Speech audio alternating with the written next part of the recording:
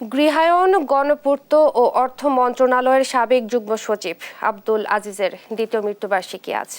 মরহুমের মাগফিরাত কামনায় তার নিজ বাড়ি কুমিল্লার মুরাদনগরের চাপিতলায় আয়োজন করা হয় দোয়া মাহফিল ও কুলখানির। এতে অংশ নেন ৩৯টি মসজিদ, মাদ্রাসা ও এতিমখানার শিশু, মুসল্লি ও স্থানীয় মানুষ।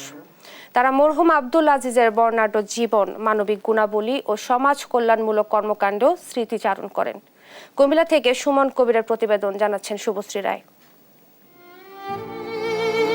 গৃহায়ন ও গণপূর্ত এবং অর্থ মন্ত্রণালয়ের সাবেক যুগ্ম সচিব আব্দুল আজিজ তার দ্বিতীয় মৃত্যুবার্ষিকী উপলক্ষে কুমিল্লার মুরাদনগরে চাপিতলার নিজ বাড়িতে আয়োজন করা হয় মিলাদ মাহফিল কুলখানির। মরহুমের মাগফিরাত কামনায় কোরআন তেলাওয়াতের মাধ্যমে শুরু হয় কুলখানির আনুষ্ঠানিকতা।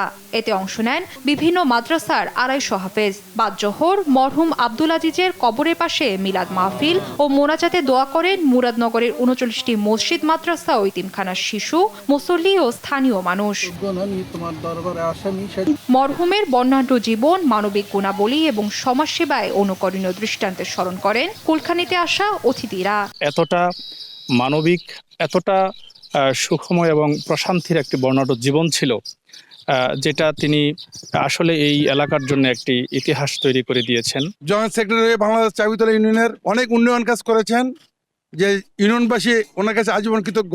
একই সঙ্গে স্থানীয় মসজিদ, মাদ্রাসা ও শিক্ষা প্রতিষ্ঠানের উন্নয়নে তার সুযোগ্য সন্তান দেশ টিভির ব্যবস্থাপনা পরিচালক আরিফ হাসানের অবদানের কথাও তুলে ধরেন স্থানীয় মানুষ।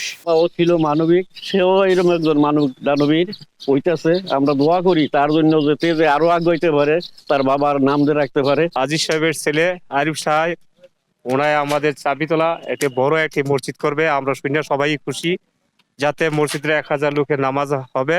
আমরা চাপিতলা একটা গৌরব। পরে মধ্যাহ্নভোজে অংশ নেন বিভিন্ন ওয়ার্ডে ১৫০ সহস্রাধিক মানুষ। নিউজ ডেস্ক, দেশ টিভি।